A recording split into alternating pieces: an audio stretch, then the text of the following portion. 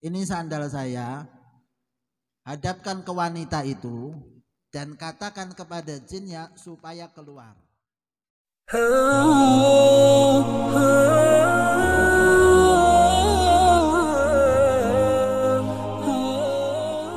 Alhamdulillah, segala puji kita haturkan kehadirat Allah Subhanahu wa taala. Salawat dan salam kita haturkan kepada junjungan kita Nabi besar Muhammad sallallahu alaihi wasallam beserta keluarga dan para sahabatnya.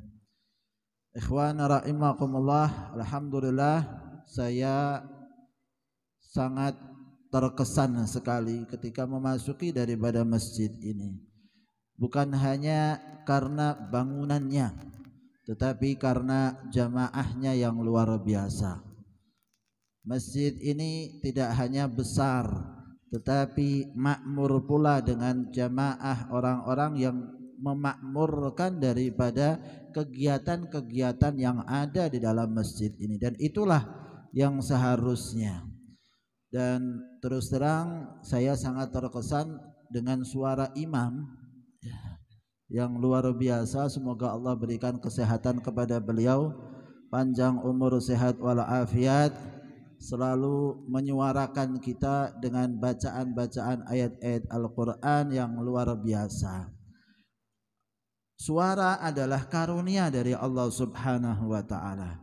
Pada satu saat Abu Musa al-Ash'ari, seorang sahabat Nabi sallallahu alaihi wasallam, beliau terkenal dengan suaranya yang indah. Maka Nabi sallallahu alaihi wasallam mengatakan kepada beliau, "Utita mizmaran min mazamiri ali Dawud."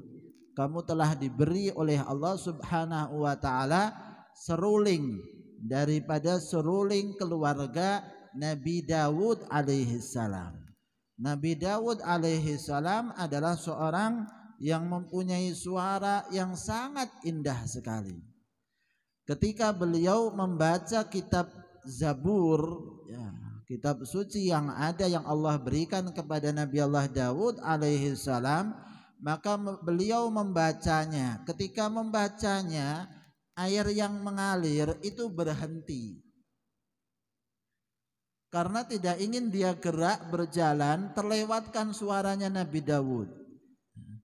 Sampai air yang mengalir itu berhenti, senang mendengarkan daripada bacaan kitab Zabur dari Nabi Allah Dawud alaihi salam. Burung-burung yang terbang itu langsung hinggap berdiri, nunggu apa yang kemudian dibacakan oleh Nabi Allah Dawud alaihi salam. Dan kelak nanti di yaumil qiyamah Allah akan perintahkan kepada Nabi Dawud alaihi salam, ketika orang-orang masuk penghuni surga ke dalam surganya, maka Allah perintahkan Nabi Dawud untuk membaca daripada ayat-ayat Al-Quran. Dan itu adalah satu kenikmatan tersendiri para penghuni surga mendengarkan daripada bacaan Al-Quran dari Nabi Allah Dawud alaihi salam. Semoga kita termasuk penghuni surga kelak yang mendengarkan suara-suara dari Nabi Dawud alaihi salam. Amin ya rabbal. Ikhwan rahimakumullah, masjid ini adalah Masjid Riyadhus Salihin. Riyadhus Salihin artinya taman daripada orang-orang yang saleh. Orang-orang yang saleh adalah orang-orang yang dekat kepada Allah Subhanahu wa ta'ala. Maka kita bersyukur kalau kemudian kita berada di suatu tamannya mereka. Orang-orang yang saleh. Siapakah orang-orang yang saleh? Orang-orang yang saleh itu adalah orang-orang yang menunaikan haknya Allah dan menunaikan hak hamba Allah. Itulah namanya orang saleh.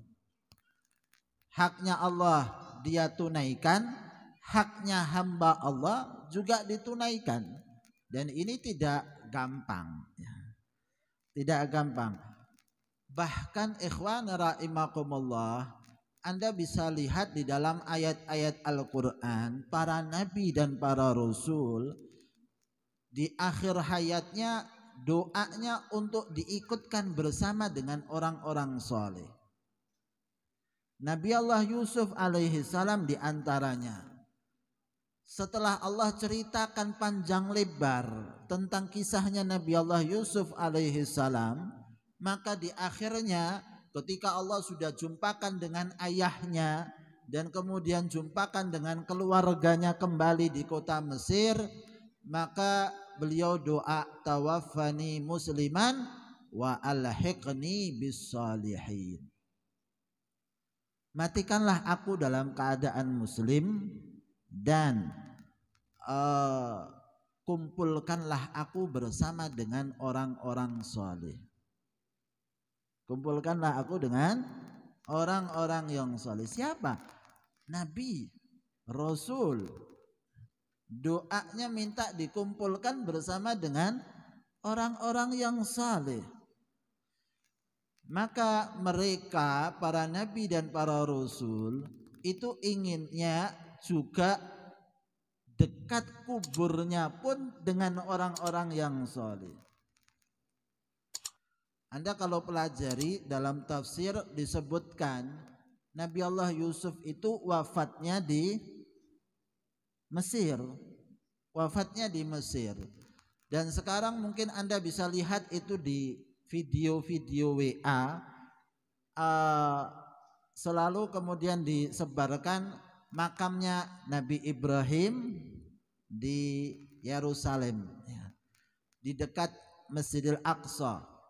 Kemudian di situ ada makamnya Nabi Allah Ishak, ada makamnya Nabi Allah Yakub, ada makamnya Nabi Yusuf. Padahal matinya di mana? Matinya di Mesir. Dia wasiatkan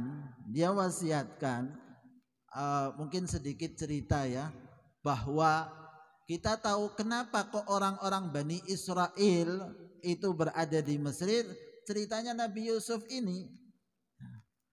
Nabi Yusuf kan menjadi menteri di Mesir dan akhirnya dia panggil ayahnya Nabi Allah Yakub alaihi salam untuk kemudian tinggal bersamanya di Mesir. Dan kemudian anak keturunannya, saudara-saudara Nabi Yusuf akhirnya berada di Mesir.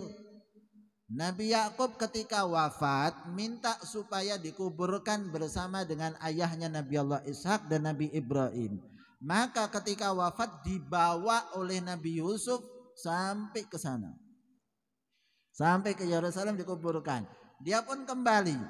Dan ketika kemudian beliau di masa tuanya akhirnya wafat di Mesir. Ketika wafat di Mesir, dia wasiatkan, nanti kalau orang-orang Bani Israel berangkat menuju ke Yerusalem, kembali kepada tanah yang dijanjikan, maka bawa jenazah aku. Bawa jenazah aku. Dan itu terjadi setelah berapa tahun lamanya, berapa puluh tahun mungkin. Sehingga kubur Nabi Yusuf alaihi salam hilang. Dan akhirnya muncul Nabi Musa alaihi salam di masa itu dan membawa orang-orang Bani Israel untuk kembali ke tanah sebelumnya, yaitu Yerusalem. Nah, ketika mau kembali ke Yerusalem, maka kemudian cari tahu mana ini jasadnya Nabi Yusuf. Nabi Yusuf kan minta wasiat untuk dibawa. Maka kemudian ditanyakan kepada orang-orang, nggak ada yang tahu. Kecuali ada satu orang wanita. Sudah tua renta, nggak bisa apa-apa, dari orang Bani Israel yang tahu di mana jasadnya Nabi Allah Yusuf alaihi salam dikuburkan di mana. Datang Nabi Musa, tanya sama wanita tersebut, di mana jasadnya, kuburnya Nabi Yusuf. Maka wanita tua itu mengatakan, saya nggak mau kasih tahu kecuali kamu kasih syarat saya. Saya mau kasih syarat sama kamu, ya, 2 syarat. Kalau kamu kabulkan, saya akan tunjukkan di mana jasadnya Nabi Allah Yusuf alaihi salam. Kata Nabi Musa, apa? Ya. Yang satu, saya minta kembalikan saya kepada usia muda. Sudah tua 90 tahun minta jadi 20 tahun. Ya. Pikiran kita kan, oh pengen dunia. Bukan. Nah, wanita tua itu mengatakan, saya mau ikut perjalanan ke Yerusalem. Kalau saya tua renta, saya nggak bisa. Ya.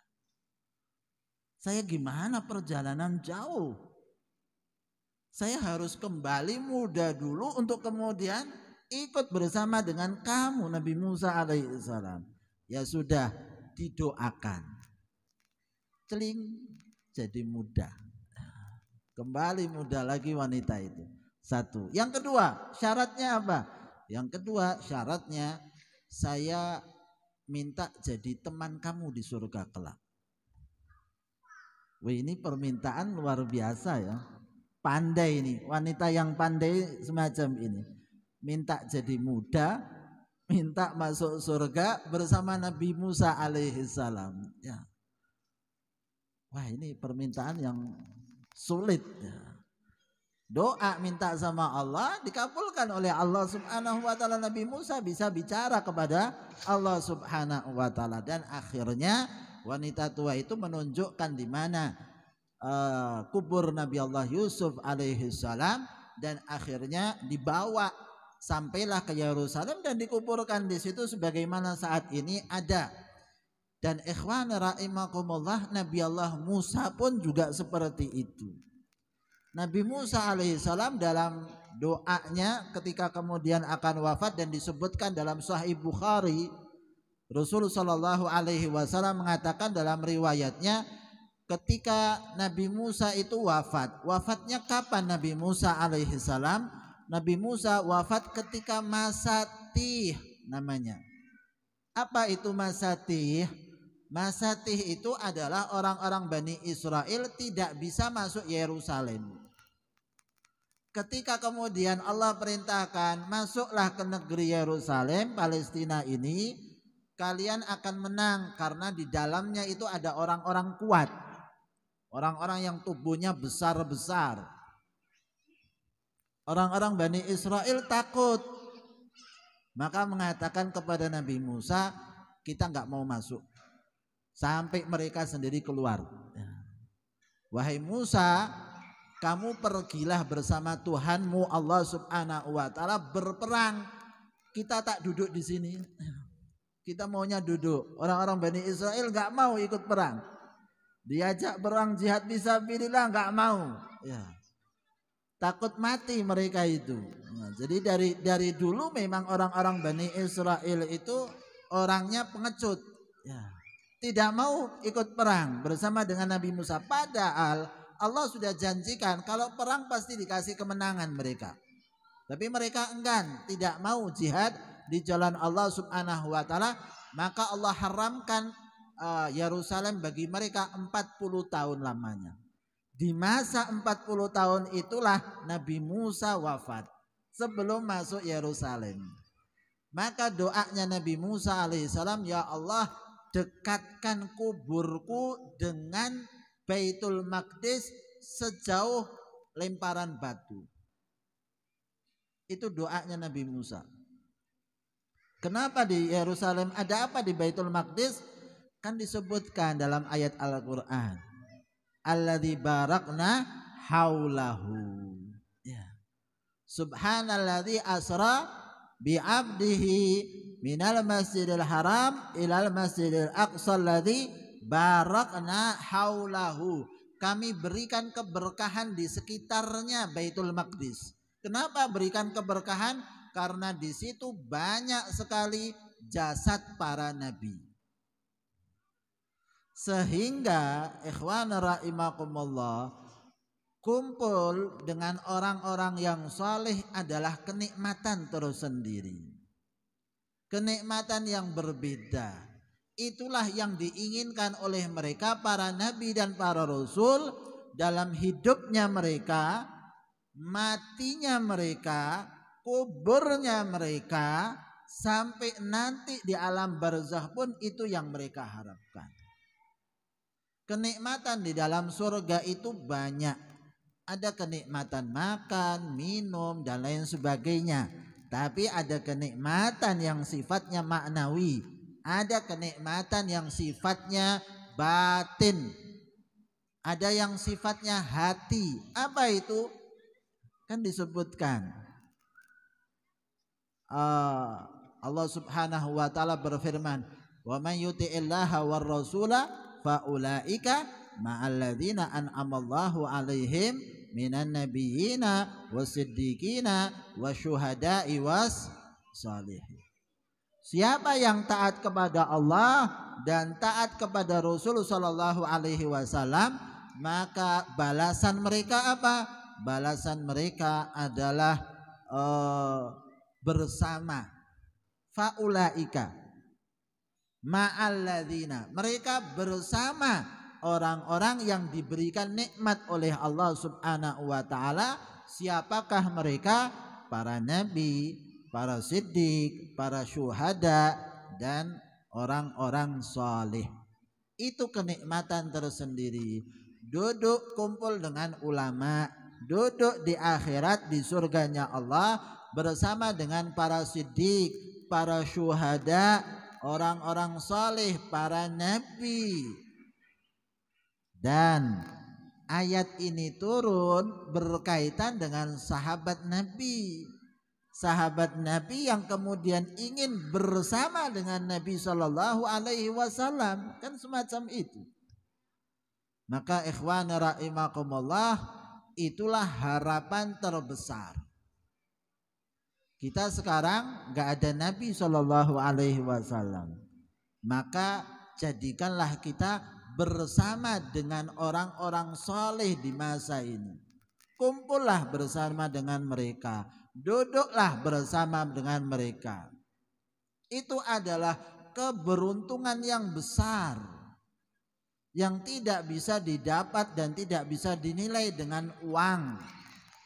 Melihat orang-orang saleh, idza ru'u dzukirallah, ya. Ketika mereka itu dilihat, langsung kita itu ingat Allah, gitu loh. Ada bisa bayangkan kan begitu ya. Orang lihat misalnya orang kaya, oh yang dilihat uang. Pikirannya itu langsung dolar. Anda lihat orang yang kemudian punya kerjaan banyak, oh pikirannya proyek. Bakalan pikiran proyek dalam diri kita. Angan-angan kita, otak kita langsung seperti itu. Tapi ada orang-orang ketika kita lihat, langsung kita ingat Allah. Belum ngomong loh ini, belum bicara, orangnya cuma jalan begitu saja. Apalagi bicara, apalagi kemudian duduk. Ada istilahnya kalau dalam lagu Jawa itu kan di Jawa itu kan disebutkan obat hati ada 5. Di antaranya obat hati apa? Wong kang soleh kumpulono. Orang-orang yang soleh kumpullah bersama dengan mereka. Anda bisa bayangkan, hanya dengan kumpul bersama dengan orang soleh, hati itu bisa terobati. Anda tidak usah bicara, duduk saja bersama dengan mereka, lihat mereka, itu saja hatinya yang tadinya cinta sama dunia langsung hilang itu, gantinya cinta akhirat. Yang tadinya mau pengen maksiat langsung istighfar, hanya dengan melihat orang-orang yang saleh. Maka sangat dianjurkan di rumah-rumah kita itu kan gambarnya orang-orang saleh, foto-fotonya mereka, gambar-gambarnya mereka, sangat dianjurkan. Jangan diletakkan di rumah kita itu gambar-gambar pemain sepak bola, gambar-gambar artis, nggak ada manfaatnya. Hati-hati melihat orang yang saleh kita ingat Allah, melihat orang yang fasik kita akan ingat dunia, akan cinta sama dunia. Kenapa? kita kan kalau lihat televisi terus, pengennya tuh pengen rumah seperti yang ada di televisi. Pengennya baju pakaian yang dipakai oleh orang yang di televisi. Akhirnya kan keinginannya cuma dunia saja itu. Fokusnya pikirannya hanya dunia. Tapi orang-orang soleh, orang-orang yang dekat kepada Allah tidak. Maka ikhwan rahimakumullah, ini berlaku umum ya, bahwa kalau ada bahkan sampai tempat mereka orang-orang soleh itu diberkati oleh Allah Subhanahu wa ta'ala. Sebaliknya orang-orang fasik, orang-orang fajir, orang-orang kafir tempatnya dimurkai oleh Allah Subhanahu wa ta'ala. Maka Anda bisa lihat dalam sirahnya Nabi Shallallahu Alaihi Wasallam, Nabi ketika melewati Wadi Muhassar namanya. Wadi Muhassar itu tempatnya Bala Abrahah itu. Ketika akan menghancurkan Ka'bah, Allah turunkan bencana. Nabi SAW perintahkan suruh lewatnya cepat, lari, jangan jalan biasa, suruh cepat.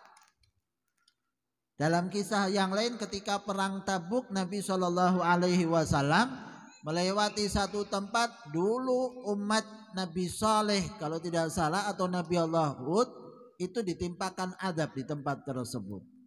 Nabi mengatakan segera pindah dari tempat ini, pindah ke tempat yang lain. Air yang sudah dimasak suruh ditumpahkan. Kenapa? Padahal azabnya sudah lama loh, sudah ratusan tahun bahkan ribuan tahun yang lalu. Tapi Nabi melewati tempat tersebut, jangan, kalau lewat harus dalam keadaan menangis, kata Nabi SAW. Kalau nggak bisa nangis, paksakan diri pura-pura nangis. Kenapa? Ini tempat azabnya Allah Subhanahu wa ta'ala. Maka kalau tempatnya orang-orang fasik, orang-orang musyrik yang kemudian di situ ditimpakan azab, maka tempatnya orang-orang saleh kita kunjungi. Imam Subki, seorang ulama, beliau itu pengen jumpa dengan Imam Nawawi. Tapi ternyata ketika beliau itu di pertengahan jalan, sebelum sampai di tempatnya Imam Nawawi wafat. Imam Nawawi umurnya cuma 45 tahun saja. Tapi bukunya luar biasa manfaat. Termasuk bukunya adalah kitab namanya Riyadhus Shalihin. Yang jadi nama masjid ini isinya adalah hadis-hadis Nabi SAW yang dikumpulkan oleh Imam Nawawi. Imam As-Subki ketika kemudian sampai di tempatnya Imam Nawawi, sudah wafat Imam Nawawi. Maka beliau apa? Minta mana tempat majelisnya Imam Nawawi. Ketika ditunjukkan ini biasanya di sini beliau duduk, ini tempatnya, sholatnya dan lain sebagainya. Yang dilakukan apa? Guling-guling di situ. Dia jatuhkan tubuhnya, sungkurkan, lalu kemudian berusaha menempelkan di tubuhnya pada tempat-tempat yang pernah diinjak oleh Imam Nawawi. Berharap keberkahan dari orang-orang yang saleh. Maka ikhwan rahimakumullah, jangan meremehkan orang-orang yang saleh. Mereka itu adalah orang-orang yang dekat kepada Allah Subhanahu wa ta'ala. Biasanya kita ini takjubnya sama apa ya? Sama penampakan jin. Ya. Kalau namanya penampakan jin itu luar biasa. Anda mau tahu orang soleh sama kelompok jin, orang soleh lebih luar biasa. Kisahnya kan Nabi Sulaiman. Nabi Sulaiman ketika kemudian mau singgasana Balqis dari Yaman dipindahkan ke Yerusalem, ke Palestina, ya tempat dekat Baitul Maqdis, kerajaannya Nabi Allah Sulaiman. Pada saat itu Nabi Sulaiman mempertanyakan kepada umatnya pada saat itu, Siapa di antara kalian yang bisa datangkan singgasana Balqis sebelum Balqis itu datang ke tempat saya? Maka kemudian qala ifritun minal jinni ana atika bihi qabla an taquma min maqamik. Ifrit dari kelompok jin mengatakan kepada Nabi Sulaiman, kan tentaranya Nabi Sulaiman dari macam-macam, manusia ada, kelompok jin juga ada, binatang juga ada. Maka Ifrit mengatakan dari kelompok jin, ana atika bihi, saya bisa datangkan itu singgasana Balqis sebelum kamu berdiri. Apa yang dimaksudkan sebelum kamu berdiri? Nabi Sulaiman itu punya kebiasaan duduk di singgasananya dari pagi sampai sore untuk menjadi hakim bagi umatnya. Setiap orang yang datang punya permasalahan dan lain sebagainya, maka diselesaikan oleh Nabi Sulaiman. Kata Ifrit, sebelum sore, sebelum kamu berdiri daripada tempat duduk kamu menyelesaikan urusan-urusan ini, saya lari menuju ke Yaman, kemudian saya bawa, saya pikul itu singgasananya, lalu saya kembali lagi dengan cepat sehingga kemudian ada singgasana itu di hadapan kamu sebelum kamu berdiri di waktu sore. Kemudian yang lain bicara lagi. Qala alladzi indahu ilmun minal kitab. Ya. Berkata seorang yang mempunyai ilmu daripada Alkitab. Siapa? Manusia. Bukan jin. Bukan malaikat, tapi ilmun minal kitab, berarti ulama ini orang. Ulama, orang-orang yang saleh mengatakan apa? Ana atika bihi qabla ayyartadda tarfuk. Saya bisa datangkan singgasana Balqis sebelum mata berkedip. Kamu kedipkan mata, sebelum kamu buka sudah ada itu. Mana yang lebih kuat ini? Jin atau manusia ini? Manusia punya kekuatan yang lebih. Apalagi berilmu, apalagi orang-orang yang saleh, orang-orang yang dekat kepada Allah Subhanahu wa taala. Maka kita tahu bahwa sungguhnya ulama orang-orang yang dekat kepada Allah, orang-orang yang saleh, orang-orang yang dekat kepada Allah. Kita dekati mereka. Ada kisah Imam Syafi'i dan Imam Ahmad bin Hanbal. Imam Ahmad bin Hanbal itu muridnya Imam Syafi'i. Muridnya Imam Syafi'i. Imam Ahmad itu banyak memuji Imam Syafi'i, luar biasa. Sampai dari ungkapannya beliau mengatakan bahwa Imam Syafi'i itu tampak seperti matahari buat alam semesta ini. Buat dunia, Imam Syafi'i itu tampak seperti matahari. Dunia membutuhkan matahari. Kalau nggak ada matahari, habis sudah kehidupan ini. Maka kata Imam Ahmad, seperti itu ungkapannya terhadap Imam Syafi'i. Anak-anaknya merasa heran, kok ayahnya ini terlalu memuji-muji Imam Syafi'i. Kita ini pengen tahu siapakah Imam Syafi'i ini. Bok ya sekali-sekali diundang ke sini. Maka kata Imam Ahmad, oh nanti saya undang. Satu waktu kemudian datang. Akhirnya datang menginap satu malam di rumahnya Imam Ahmad bin Hanbal. Makan malam disediakan oleh Imam Syafi'i dan lain sebagainya. Imam Ahmad, lalu kemudian beliau makan dan lain sebagainya. Lalu disediakan tempat oleh Imam Ahmad, ini tempat untuk tidur malam ini di sini, istirahat, silahkan. Anak-anaknya mengintai apa yang dilakukan oleh Imam Syafi'i sebagai seorang ulama, sebagai orang yang saleh, apa yang dikerjakan malamnya. Kalau kita kan nonton bola, nonton sinetron. Imam Syafi'i ngapain? Imam Syafi'i rebahan. Sudah selesai makan semuanya, rebahan. Ketika rebahan, beliau kemudian di tempat tersebut sampai pagi. sampai menjelang subuh sebentar, sholat sunnah sebentar, habis itu subuh. Anak-anaknya Imam Ahmad protes sama Imam Ahmad ayahnya. Wahai Abah, kelihatannya Imam Syafi'i ini tidak seperti yang kamu gambarkan. Loh, kenapa? Iya, Imam Syafi'i itu tidurnya tidak ngadep kiblat. Seorang ulama tidur kok nggak menghadap kiblat, ini kan sunnah Nabi, nggak mungkin harus ditinggalkan. Kemudian malam harinya tidur, nggak bangun malam kecuali sebentar.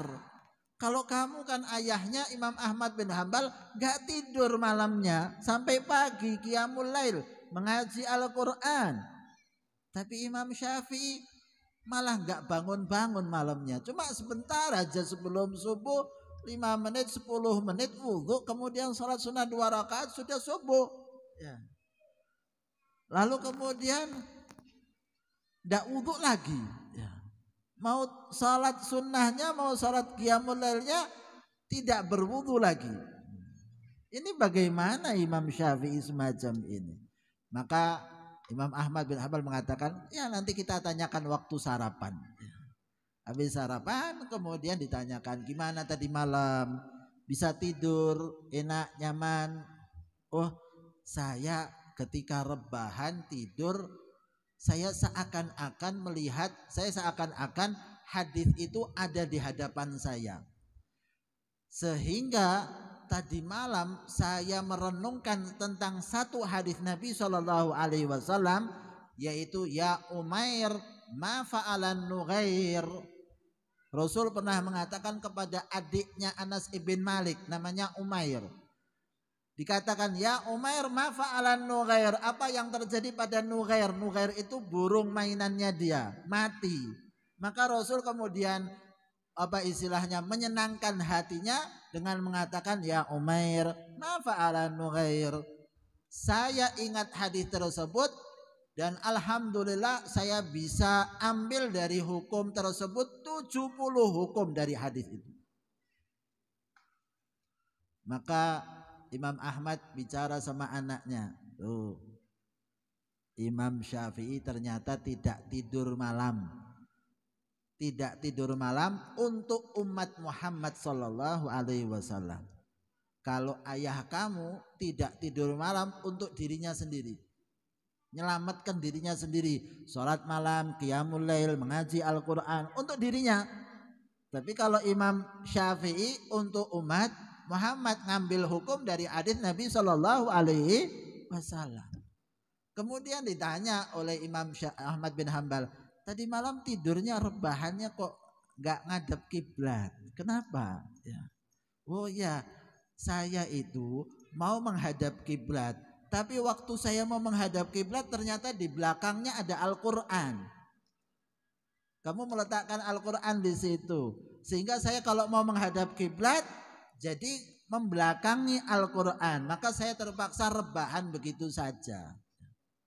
Kata Imam Ahmad bin Hanbal, ini Al-Qur'annya kan bisa kamu pindah. Kan begitu ya. Pikiran kita kan seharusnya Al-Qur'annya dipindah searah dia menghadap kiblat, kan akhirnya bisa tidur menghadap kiblat. Iya, tapi saya belum izin sama kamu. Untuk pindah Quran mau minta izin. Anda bisa bayangkan. Kita ini wudhu ngambil sandalnya orang. Ya. Nggak tahu punya siapa, wis tidak apa-apa, wis sudah kurang lebih ya. Padahal Imam Ahmad itu kan muridnya Imam Syafi'i, begitu mengagungkan, kalau rumahnya dijual saja dia bakal rela, cuma mindahkan Al-Quran saja kok ya. Tapi waraknya Imam Syafi'i kita lihat itu, hanya untuk mindahkan Al-Quran belum minta izin, nggak dikerjakan oleh beliau. Dan taulah Imam Ahmad bin Hanbal kenapa Imam Syafi'i tidak berwudu, karena memang tidak tidur malamnya. Kan begitu. Beliau nggak tidur dari sholat Isya bersama dengan Imam Ahmad, lalu kemudian tidak tidur sampai pagi hari. Itu ulama-ulama dahulu semacam itu keadaannya. orang-orang yang saleh, orang-orang yang dekat kepada Allah Subhanahu wa taala. Dan sebaliknya Imam Syafi'i pernah mengambil berkah daripada Imam Ahmad bin Hanbal. Anda bisa bayangkan, satu saat Imam Syafi'i itu bermimpi jumpa Rasul sallallahu alaihi wasallam. Rasul mengatakan kepada Imam Syafi'i, aku kirim salam kepada Imam Ahmad. Ya. Berikan salamku kepada Imam Ahmad. Kabarkan kepadanya untuk bersabar karena dia akan mendapatkan ujian. Kasih kabar kepada Imam Ahmad, suruh dia sabar, dia akan dapat ujian. Dan akhirnya akan dapat ujian. Setelah itu beliau itu pemimpin penguasa di masa itu memerintahkan kepada para ulama untuk mengatakan bahwa Al-Quran itu makhluk. Imam Ahmad tidak mau dan akhirnya kemudian dipenjara, disiksa, dicambuk sampai akhirnya beliau wafat karena sebab penjara tersebut. Keluar sebentar sakit beliau akhirnya sebab siksaan yang diterima di masa penjara. Maka kemudian waktu itu Imam Syafi'i ada di Mesir, sedangkan Imam Ahmad bin Hanbal ada di Baghdad. Maka dia kirim muridnya, dia kasih surat ya bahwa tadi malam dia mimpi jumpa Rasul, kasih ini kabar semuanya tadi itu. Diberikan kepada muridnya, datanglah kepada Imam Ahmad bin Hanbal. Waktu itu salat subuh ditunggu sampai selesai wirid dan lain sebagainya. Waktu isyraq lihat ada utusannya Imam Syafi'i, maka diberikan kesempatan duduk bersama, lalu ditanyakan ada apa? Ya, Imam Syafi'i kirim salam kepada kamu, ini ada surat ya, dari beliau. Dibaca kabar gembira, salam dari Rasul sallallahu alaihi wasallam. Lalu kemudian bahwa dia diperintahkan untuk bersabar karena akan dapatkan ujian. Senang Imam Ahmad bin Hanbal dapat salam dari Rasulullah sallallahu alaihi wasallam. Nah, biasanya orang itu kalau ada orang kasih kabar gembira sama kita, sunnahnya kita kasih hadiah. Sunnahnya kasih hadiah sama yang bawa kabar gembira ini. Bukan sama Imam Syafi'inya, tapi sama yang bawa kabar gembira. Sunnahnya seperti itu. Maka Imam Ahmad bin Hanbal kasih bajunya. Baju yang bagian dalam. Baju yang bagian dalam yang tersentuh langsung dengan kulitnya diberikan kepada orang tersebut karena dia bawa kabar gembira. Dibawalah baju itu sampai kepada berikut jawaban suratnya dari Imam Ahmad bin Hanbal, kan begitu. Dikasih jawabnya, ya terima kasih dan lain sebagainya. Maka kemudian sampai di sana kepada Imam Syafi'i dikasihkan suratnya. Imam Syafi'i tahu pasti Imam Ahmad bin Hanbal kasih kamu sesuatu. Ini kan sunnah, pasti dikerjakan oleh Imam Ahmad bin Hanbal. Pasti ada sesuatu yang diberikan oleh Imam Ahmad kepada kamu. Apa yang diberikan? Oh, bajunya wahai Imam Syafi'i. Bajunya yang luar atau bajunya yang bagian dalam yang tersentuh kulitnya? Kata muridnya ya yang dalam, yang tersentuh kulitnya langsung. Maka Imam Syafi'i mengatakan, saya tidak akan ngambil. Itu hak kamu, punya kamu. Itu hak kamu, itu punya kamu. Cuma beliau ambilkan baskom isinya air. Saya minta pakaian ini dicelupkan di air, itu saja. Dicelupkan, diangkat lagi, sudah. Beliau minum dari air itu. Ditaruh di dekat tempat musholanya beliau, tempat sholatnya. Setiap anwan minum berkahnya daripada Imam Ahmad bin Hanbal. Siapa? Muridnya sendiri padahal. Ngambil berkah daripada Imam Ahmad bin Hanbal. Kenapa? Ada keberkahan pada mereka. Ada sesuatu yang berbeda pada diri mereka. Orang-orang saleh, orang-orang yang dekat kepada Allah, sehingga bajunya itu memberikan manfaat. Ada orang soleh hatinya itu penuh ingat kepada Allah Subhanahu wa ta'ala. Hatinya yang ingat kepada Allah Subhanahu wa ta'ala, maka kemudian menjalar pada pakaiannya, sehingga pakaiannya itu pun memberikan manfaat kepada yang lain. Anda bisa lihat Rasul SAW, para sahabat ngambil bajunya Rasul. Ummu Salamah itu menyimpan bajunya Rasul. Sahabat-sahabat itu yang lainnya, kalau ada yang sakit, bawa baskom isinya air, lalu minta bajunya Rasul dicemplungkan di situ, dimasukkan di situ, selesai, airnya diminum sama yang sakit, sembuh. Itu dilakukan oleh para sahabat dan ada riwayatnya dalam Sahih Bukhari. Rasulullah sudah wafat tapi pakaiannya masih. Ngambilnya dari mana ini? Dari Al-Quran disebutkan.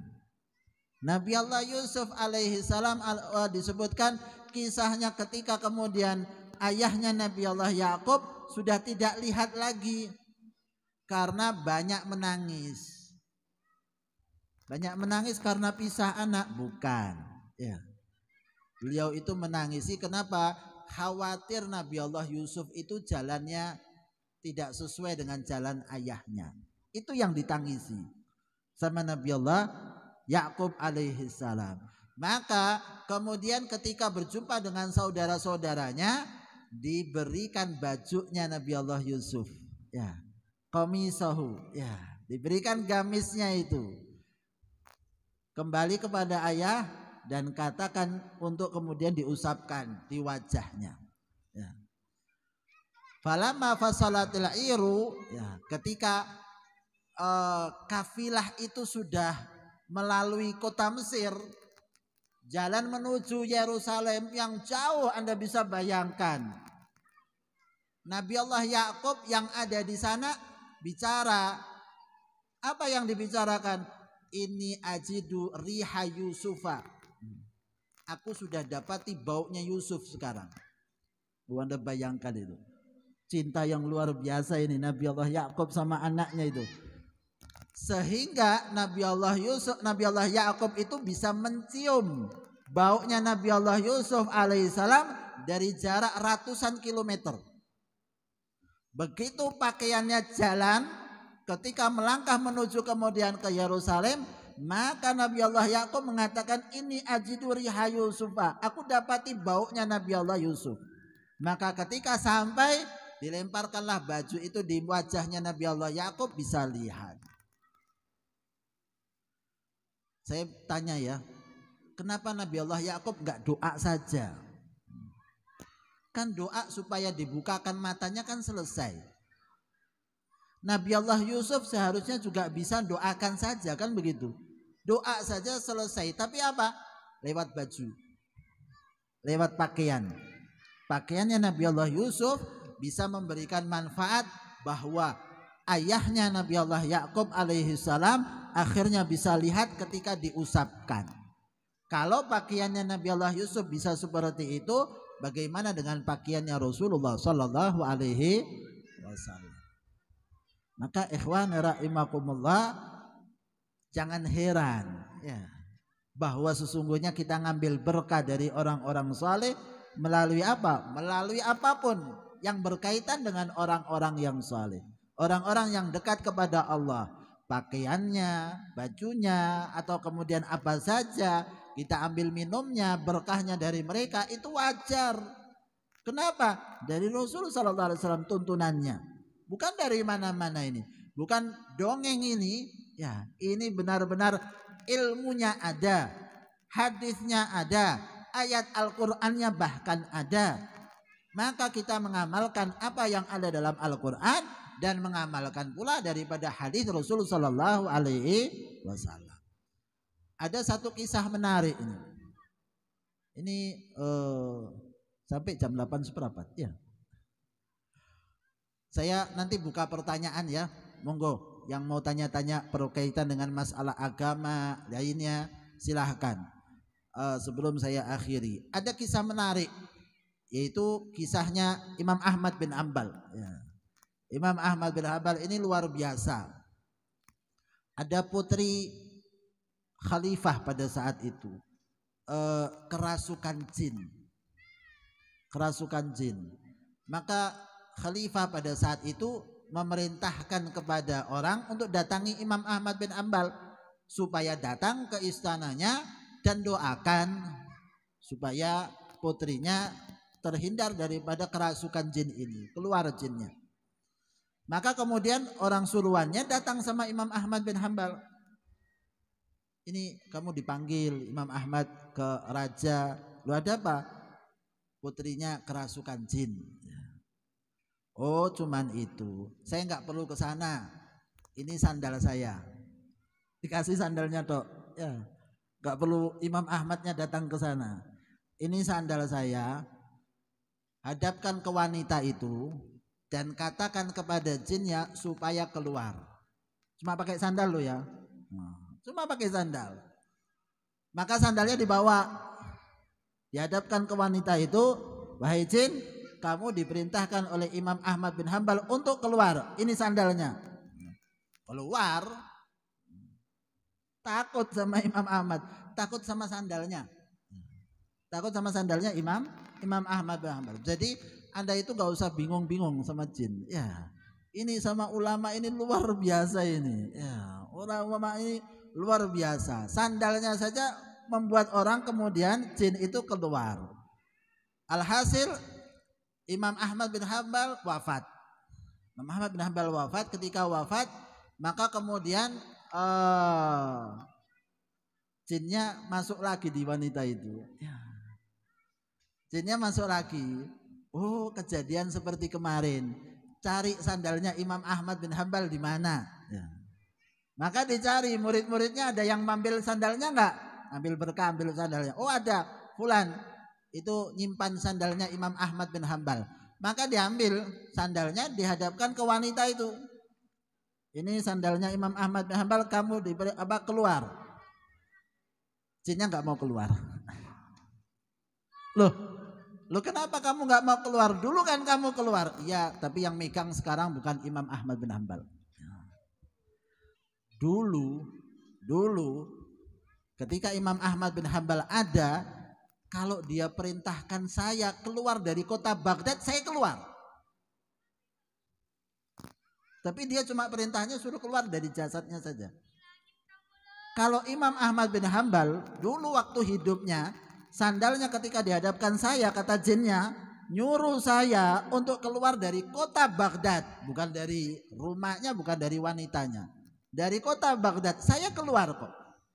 Dia itu sultanul ulama. Dia itu orang-orang yang dekat kepada Allah, luar biasa. Sehingga apa yang diperintahkan bakal saya taati. Nah inilah orang-orang saleh, orang-orang yang dekat kepada Allah Subhanahu wa taala. Kita mau jadi soleh bagaimana? Ya, tadi kan disebutkan, ala inna auliya Allahi la khaufun alaihim walahum yahzanun alladzina amanu wa kanu yattaqun. Orang-orang yang soleh, para aulia Allah, orang-orang yang dekat kepada Allah, amal mereka apa? Amal mereka adalah beriman kepada Allah, beramal soleh, takwa. Tiga itu saja. Tiga ini saja. Iman, amal soleh dikerjakan, takwa. Jalankan perintah Allah, jauhi larangan Allah. Itulah yang disebutkan dalam Al-Quran ciri daripada para aulia Allah, orang-orang yang dekat kepada Allah Subhanahu wa taala. Ada satu kisah, ya, ada satu kisah tentang Imam Ahmad juga ini, ya. Imam Ahmad pernah pada satu waktu beliau itu pergi ke satu kota untuk cari hadis, ya, untuk cari hadis. Ketika cari hadis kemudian keburu malam, sebelum pulang ke kota Baghdad, beliau itu mampir dulu di masjid untuk istirahat tidur. Besok paginya mau meneruskan perjalanan lagi. Ternyata dia itu mau tidur di masjid, ketahuan sama yang jaga masjid. Jaga masjid lihat beliau, nggak tahu kalau itu Imam Ahmad bin Hanbal, nggak tahu. Dulu belum ada foto Facebook ya, WA dan lain sebagainya. Imam Ahmad bin Hambal di kota Baghdad dikenal, tapi di kota lain nggak dikenal wajahnya. Ya. Maka kemudian diperintahkan sama yang jaga masjid, kamu nggak boleh tidur di sini. Ini masjid, rumahnya Allah, bukan untuk tidur. Kata Imam Ahmad bin Hambal, saya ini nggak punya tempat, nggak punya teman di daerah sini untuk saya kunjungi. Ini cuma semalam saja saya tidur di sini. Besok insya Allah saya lanjutkan perjalanan menuju Baghdad. Ya, kembali ke rumah saya. Nggak ada, keluar. Ini kejam ini. Ya. Takmir masjid jangan seperti itu ya. Maka kemudian ya sudah, karena dilihat terus dia pun keluar Imam Ahmad. Ketika keluar dapati sudah kelihatannya nggak dilihat. Maka Imam Ahmad bin Hambal berusaha tidur di serambinya masjid. Berusaha tidur di serambinya masjid. Siap-siap mau tidur, balik lagi ini yang jaga masjid. Lihat Imam Ahmad bin Hambal, kamu sudah saya peringatkan kok ya tidak mau keluar. Ditarik kakinya Imam Ahmad, ditarik keluar, kakinya lagi yang ditarik. Sudah siap-siap mau tidur, ditarik keluar. Ya Allah, sudah terpaksa keluar, mau kemana nggak tahu. Ternyata di luar ada orang yang penjual roti. Lihat Imam Ahmad dalam keadaan semacam ini, kesian, dikatakan kamu tidur di rumah saya saja. Ya. Kamu tidur di rumah saya, ada tempat, ya saya malam nggak bisa tidur, ada kerjaan bikin roti ini, ya kamu tidur saya di situ, ya. Maka Imam Ahmad ya berusaha tidur di tempat tersebut, tapi ada yang aneh dilihat oleh Imam Ahmad bin Hambal terhadap penjual roti ini. Dia bikin roti pagi dijual, ya. Waktu bikin roti selalu baca istighfar. Astagfirullahaladzim, astagfirullahaladzim, astagfirullahaladzim. Terus gak lelah-lelah, gak berhenti-berhenti. Biasanya orang baca istighfar sekali, habis itu ya berhentilah. Ini gak berhenti-berhenti, terus baca istighfar. Ngadonin rotinya, buat rotinya semuanya sampai selesai, sampai pagi. Sampai pagi istighfar, astagfirullahaladzim, astagfirullahaladzim, terus saja dilakukan. Sampai akhirnya sholat subuh selesai, duduk Imam Ahmad sudah mau pergi pulang. Maka tanya, wahai penjual roti, saya ini ada dapati sesuatu yang aneh sama kamu. Apa itu? Saya dapati kamu itu selalu baca istighfar. Sudah berapa lama kamu kerjakan ini? Oh, sudah puluhan tahun. Sudah puluhan tahun saya biasakan diri saya untuk selalu istighfar setiap waktu dan setiap saat. Imam Ahmad bin Hambal tanya, apa hasilnya kamu? Apa hasilnya? Kamu sudah melakukan semacam ini puluhan tahun, hasilnya apa? Kata penjual roti, hasilnya setiap saya minta sesuatu sama Allah langsung dikabulkan. Saya minta apapun sama Allah langsung dikabulkan, kecuali satu yang belum terkabulkan. Apa itu? Jumpa sama Imam Ahmad bin Hambal. Kata Imam Ahmad bin Hambal, ini kamu sebabnya saya ditarik keluar dari masjid ini. Ya. Saya ditarik keluar ke masjid, diusir dari masjid sebab kamu ini. Doa kamu sudah makbul semuanya. Saya Imam Ahmad bin Hambal. Ya. Saya Imam Ahmad bin Hambal. Sehingga kita lihat orang-orang saleh, orang-orang yang dekat kepada Allah, mereka mintanya jumpa Imam Ahmad. Ya kan begitu istilahnya. Dari istighfarnya, amalnya, pengennya dekat dengan orang saleh. Itu harapannya mereka. Orang-orang yang dekat tahu betapa berharganya orang-orang yang saleh, orang-orang yang dekat kepada Allah, maka mereka mengharapkan untuk bisa berdekatan, berjumpa saja walaupun sekali seumur hidup. Itu yang mereka harapkan. Maka ikhwan rahimakumullah, sangat kita anjurkan kalau ada orang-orang soleh di sekitar kita, kita datangi, kita ajak anak-anak kita itu, biar bersalaman dengan mereka, ngambil berkah dari mereka. Itu sangat diharapkan dan memang itu dituntunkan ada dalam syariat. Bagaimana sahabat menarik anak-anak mereka untuk jumpa sama Rasul, didoakan oleh Rasul, kan semacam itu. Rasulullah SAW sudah tidak ada, maka kita dapati orang-orang yang soleh, para ulama, yang mana mereka juga melakukan itu kepada sahabat-sahabat Nabi Shallallahu Alaihi Wasallam. Apa yang kita bahas pada kesempatan ini, semoga Allah berikan kepada kita ilmu yang bermanfaat, ilmu yang mendekatkan diri kita kepada Allah Subhanahu wa taala, dijadikan kita sebagai orang-orang yang dicintai Allah, dicintai Rasulullah Shallallahu Alaihi Wasallam, diakhiri usia kita dalam keadaan husnul khatimah. Amin ya rabbal alamin. Allahumma inna nas'aluka ziyadatan fitin wa barakatan fil umur wa sihatan fil jasad wa sa'atan fil rizq wa taubatan qabla al maut wa syahadatan indal maut wa maghfiratan ba'dal maut wa fandal hisab wa amana minal adab wa nasiban minal jannah warzuqna nadhara ila wajhikal karim. Sallallahu ala sayyidina Muhammadin wa ala alihi wa sahbihi wa sallam. Alhamdulillahi rabbil alamin.